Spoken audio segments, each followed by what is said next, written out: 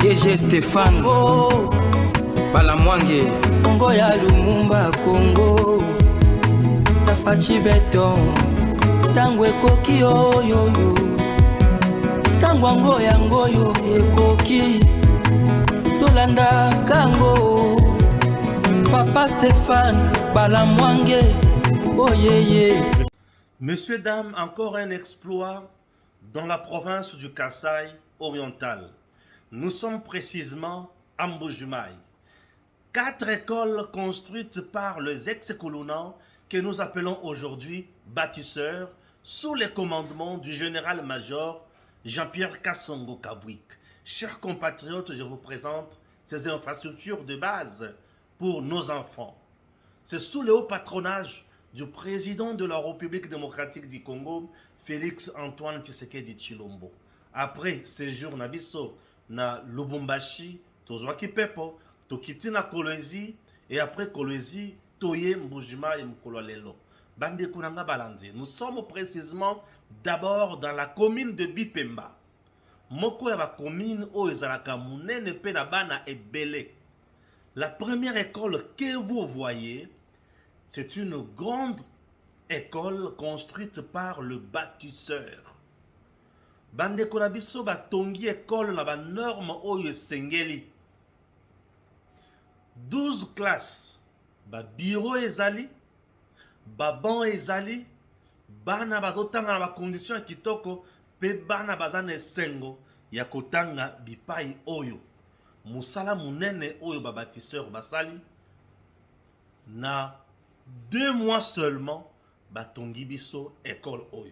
Là, nous sommes au centre-ville. Après cette école, Tozwinzela, Potokende, Bipai Wapi, Tokukuta, école Yami Bale. Tokomi, Esika Oyo Tobengi na territoire ya Chilengi. Bisika Oyo Bozali Komona, Ezalaki Zamba. École à terre Mouke, Ezalaki te. Zamba, je dis. Alors, na Katia Zamba Oyo, le général-major Kassongo Kabwik, le commandant, il y a service national, a Sungi Banamboka, a PC instruction, na bâtisseur Batonga, école Oyo Bozomona. 12 classes encore. Baban ya kitoko Oyo Bazana Katia ko fabriqué, pour Yangona no silité.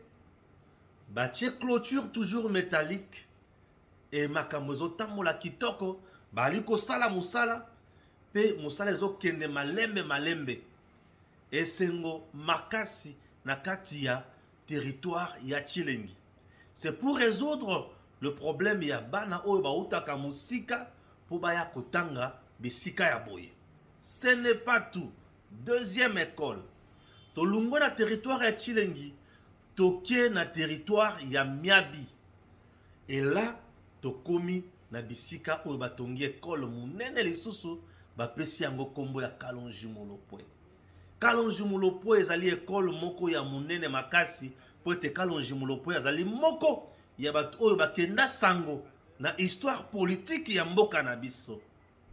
Et bapesi kombo wana ya Kalonji Mulopwe en mémoire ya musala oyo papa Kalonji Salaki.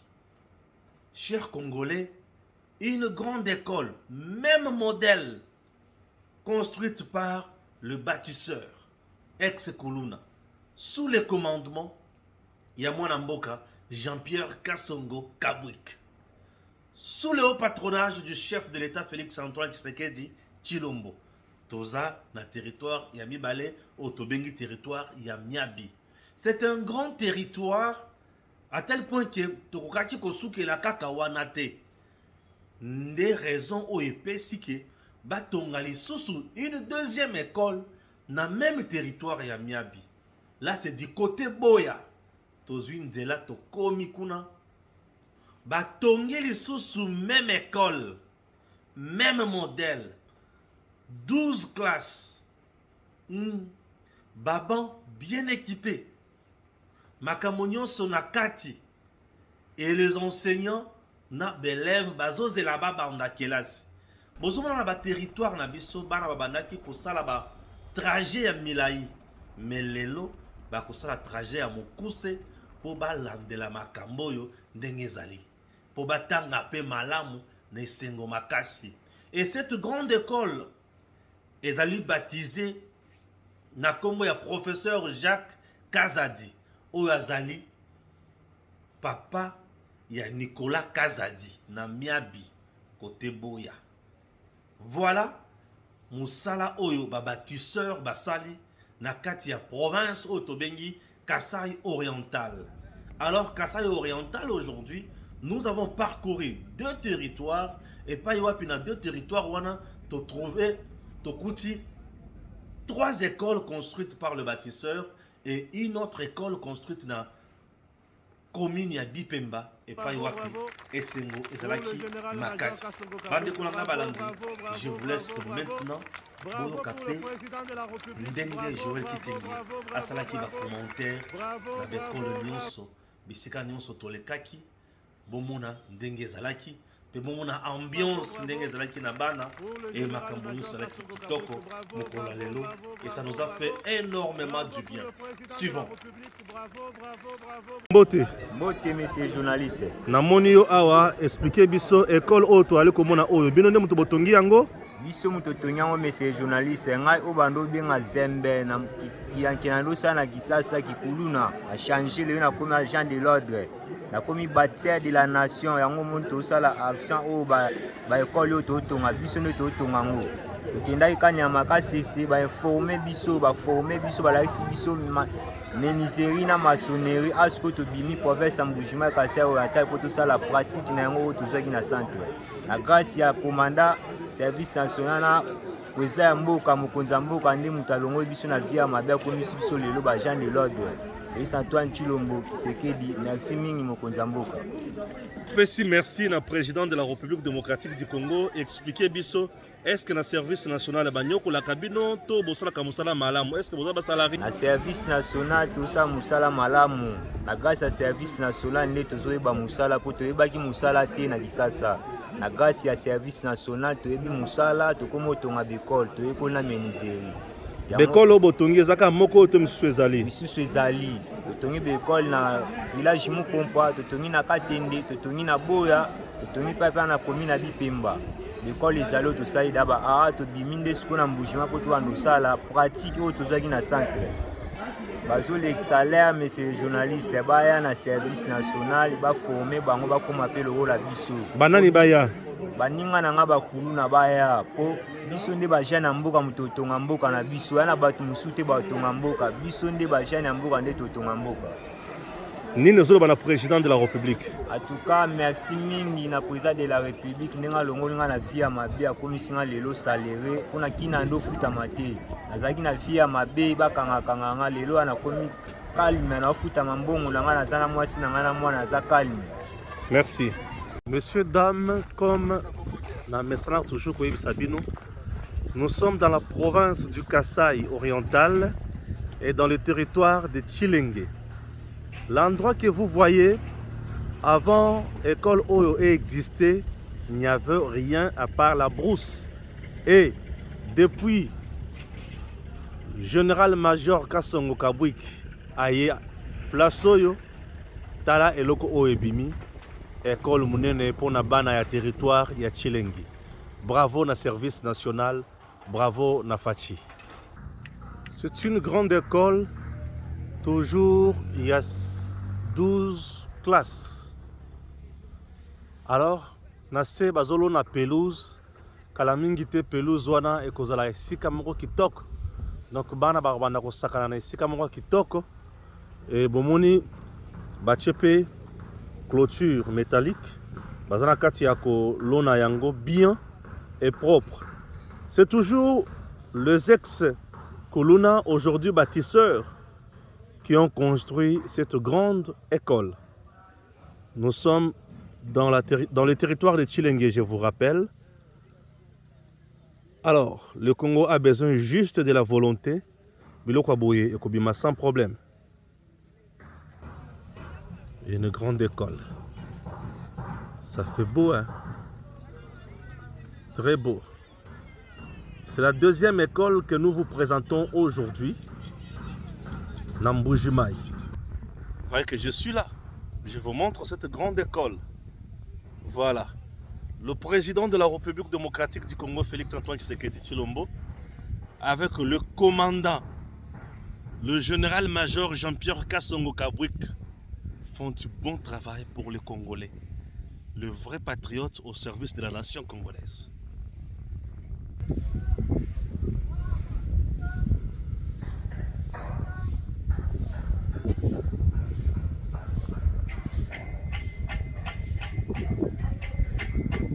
Mboke ba odie. Mboke ba odie yebisa na biso yo komya ndenge ni.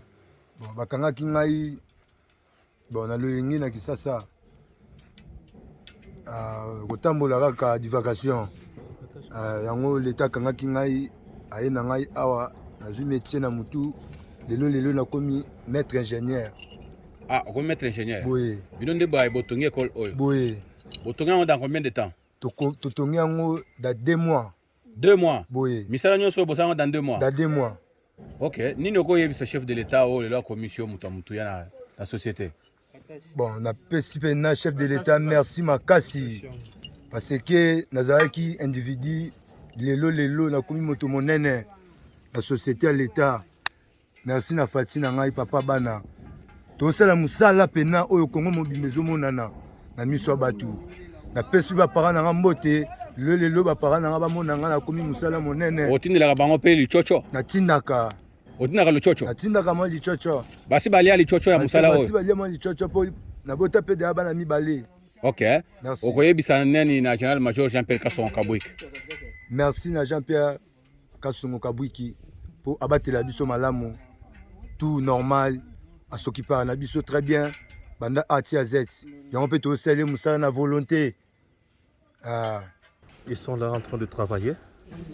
Bango na ba musala sans problème. Et ça fait du bien. On a besoin de la clôture. Ah OK. Merci. Maître, awa toza siko na territoire ya Chilenge. Na territoire ya Chilenge. Tala maman école salemi awa dans 2 mois o etongami. Et il est prouvé que awa ezape babuki école ya karaté école ezalaka wate. Zamba nde ezalaki. C'est un néant du néant de babimisi école et là nous nous trouvons, nous sommes à 28 km de la ville de Bushmai. Très bien. Territoire ya Chilenge. Territoire ya Chilenge eza territoire ya 10 mois d'invité. Oh, 10 mois d'invitation awa. Et pas bango. Et pas la bango. Et pas la bango comme de l'eau. 20 PM il y a défense. Il y a défense. Ici vous êtes dans ma belé à 10 mois d'invité. OK. Donc c'est pour donner des références. Petit lingue misa ba leader et belé. Voilà. Babima wa ba forme nyonso et belé bazara politique, bazara ba homme d'affaires, bazara ba domaine kili. Mais souci à mokonzi mboka ndeko komisa gratuité effective. Souci à mokonzi mboka ndemponde mobimba emona ce que était hier banditisme, tuerie, violence et comme il est là, baptisme. Très bien. Très bien. Tozoko ba obeka la bongo. Toujours. Dit baptisé de la nation. École oyo bozali komona oyo ezalaki nyonso zamba biso nde bato tokataki matiti oyo totongela bana ba ekoli mpo batanga ezala honneur ya Congo, honneur ya mboka. Donc ndenge toza boye mosala bamete mpe baya awa baingénieur mpe bakoya awa oyo baya forme biso mpe lisusu tokemba lisusu makasi mpo oyo akebisa mosala oyo tozali kosala tokende liboso. Nous sommes bien sûr dans la province du Kasaï oriental, dans le territoire de Chilenge. Cette grande école au Boali Komona est allée école Oyo bâtisseurs, Batongi, les ex-Koluna, Baouti dans différentes provinces. Papa, maman, vos enfants ne sont pas sacrifiés, mais vos enfants, yekolisi bango musala ya malamu, musala ya malonga pona kotonga ekolo. Awa toali komona boye, bali kotonga ekolo. Pona bana ebele à territoire oyo bakotanga na ba conditions ya bien, bakotaka zamba awa melelo, musala esalemi malamu mingi. Alors le service national sous bien sûr instruction au niveau ya likolo et pas ya président de la République Félix Antoine Tshisekedi Tshilombo ali kosala malamu mingi et nous disons merci na général-major Jean-Pierre Kassongo Kabwik pour na encadrement pe na mosala o azali kosala kitoko pour na peuple congolais. Merci. Village Chunzantalaja village wa bina menda mu group ma wa bina galubi uri bolombola kudi mwara mfitikala njingamba ni njini disanga dia bunyi bokumona population development muri tunga dia mwabe ubuchi sukulelo udi tulasa sanche monifachi mwenze bintu bimpa bya bushowa nimulombele nzambi muri mwe utungulu ko yokumpala ndi mwana bine chinsansa bidi mwabe njingamba ni nyenda alhamdulillah bangashi ko kuhanya nzubu chishale bumonima bwamanye ko bashale babala ko hanyini mpabugalenga bwa chef chunza talashi njini disanga dia bunyi chintu chibidi bunjini bana mwabeu ba musoko badi balonga bajikisha badi kumakadu kibene ni muje bobenza to bomuje turase tujika hakubwele to badi makundomba kumeme kuba heshimene kwenza ku examen muje bambamu balonga shi kupase kubangajenza muje mwabeu nyindo le tosekijelo obunyi même chef tunza talaje kuliwa kulawo. Très fatigué, nous sommes à Miabi. Miabi, voilà. C'est un territoire du Kasaï oriental. Nous sommes à Miabi. Tout le monde se souviendra qu'on parle de Kalonji, Molopé et Sa Majesté qui s'est réclamé être empereur. Ouais. Nous sommes dans son fief. Voilà. Et par honneur pour tout ce que ce personnage a été pour le Congo. Du moins dans le bon. Bien sûr. Je ne dis pas de la perfection. Voilà pourquoi Ekolo Yobake ko baptisé comme c'est la politique du chef de l'État en matière de scolarité et gratuité des mises en œuvre, mais service national, ce qu'a commis dans coin. Des concertations avec l'autorité locale, on cherche un nom qui signifie quelque chose pour les autochtones et c'est ce nom-là qu'on donne à l'école. C'est l'État d'Amkoro pour Mosé Laurent Désiré Kabila, c'est le temps de Moupompa pour Etienne Tshisekedi wa Mulumba, c'est le temps ici à Katende pour Kalonji Molopé. C'est le cas peut-être tout à l'heure quand on va arriver à Chimbulu pour le fait général Tumba. Pas le Tumba vivant, mais le Tumba père. Bien sûr. Donc, dans ce contexte-là, ils sont respectés. Là, ce sont les œuvres qui parlent et qui expliquent mieux. Nakati à Balabala. Il faut aussi que les gens savent que cette école est juste pembeni à Balabala, wabengi route, Yakananga, Mbujimai. Et cette route aussi, tu trouvais yango Naita Kakandenge Zalaka. Batikala kotonga yango te. Elo côté. Zelo Kakandenge. Tokangami la lande kizer. Zelo tokangami pasi. Tokangami la lande kizer. Ouais.